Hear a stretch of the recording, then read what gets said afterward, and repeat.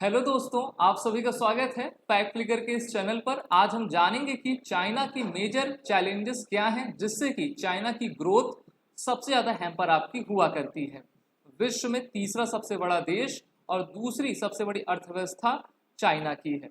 और चाइना को अगर हम देखें तो टोटल इनके 14 देशों के साथ लैंड बॉर्डर एरियाज आपके लगते हैं। तो इस प्रकार से ये काफ़ी बड़ी इकोनॉमी और मिलिट्री पावर हैं।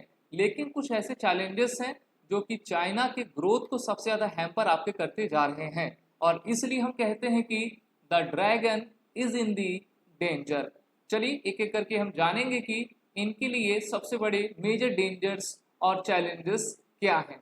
सबसे पहला तो चाइना वर्सेस ताइवान। हम सभी जानते हैं कि जो ताइवान था 1895 तक चाइना का ये भाग हुआ करता था। फिर सीनो जापानीज वॉर होती है, जापान इसको अपने कंट्रोल में ले लेता है। उसके बाद फिर से वर्ल्ड वॉर सेकंड होती है जिसमें चाइना इसको अपने हिस्से में ले लेता है, लेकिन ताइवान कहता है कि हम चाइना से इंडिपेंडेंट हैं।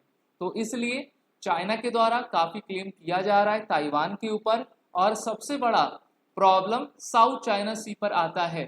सिर्फ ताइवान ही नहीं बल्कि चाइना पूरे साउथ चाइना सी पर अपनी क्लेम करता है, और इस कारण से ताइवान को प्रोटेक्शन देने के लिए अमेरिका आगे आया है, जिससे कि अमेरिका चाइना के बढ़ते हुए इन्फ्लुएंस को रोक सके और ताइवान का साथ देकर चाइनीज नेवल पावर को पैसिफिक ओशन पर कंट्रोल आपका किया जा सके।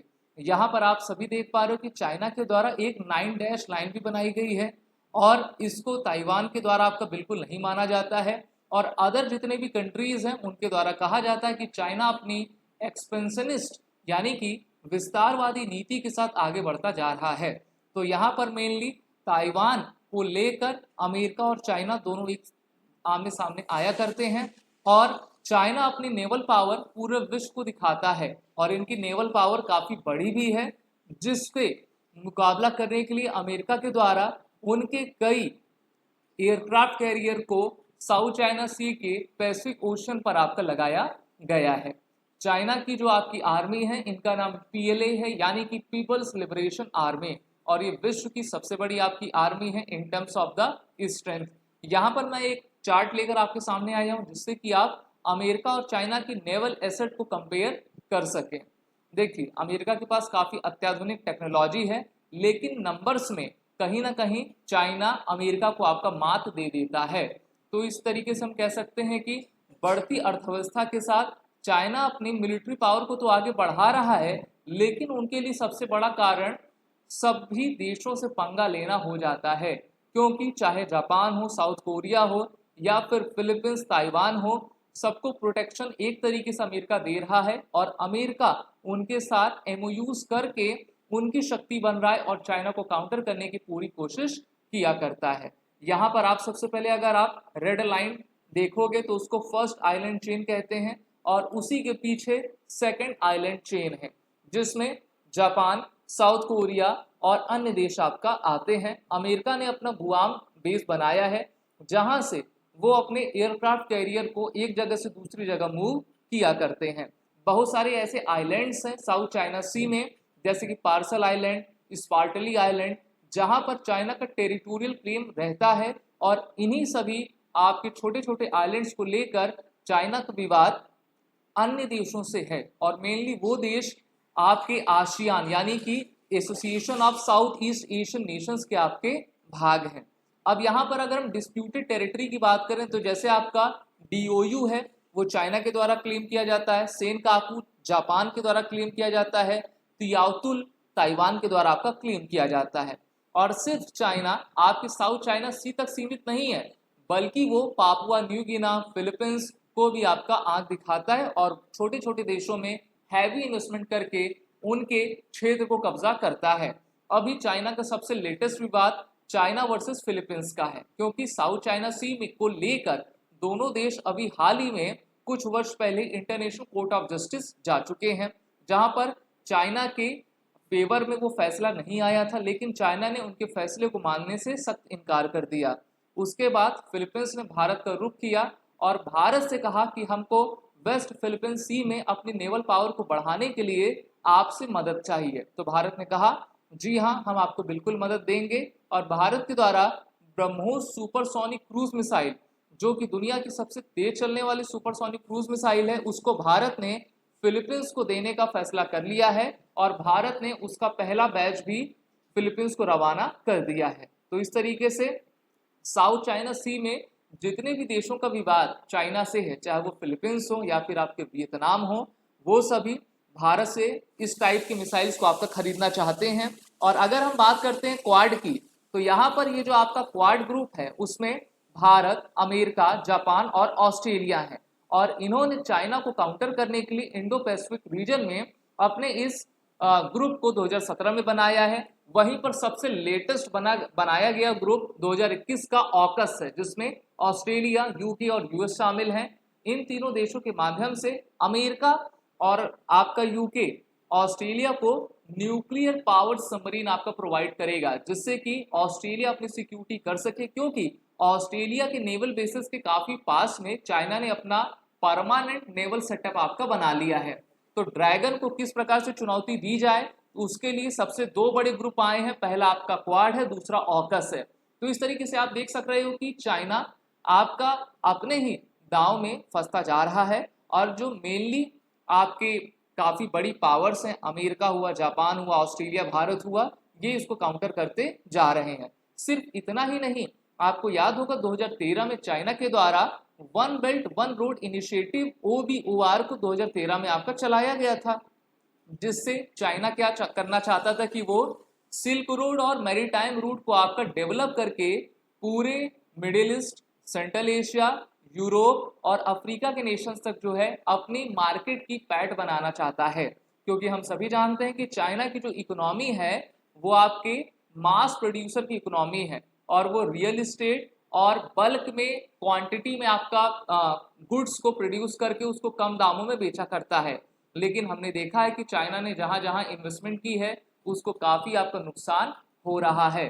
और सिर्फ इतना ही नहीं, चाइना ने जो one belt one road initiative को पाकिस्तान की तरफ से सीपेक बनाया है, जिसका full form China Pakistan economic corridor है, वहां पर चाइना को सबसे ज्यादा झटका मिलता जा रहा है। क्योंकि ये कॉरिडोर आपका चाइना के शिनजियांग प्रांत से लेकर पाकिस्तान के ग्वादर पोर्ट तक जाता है।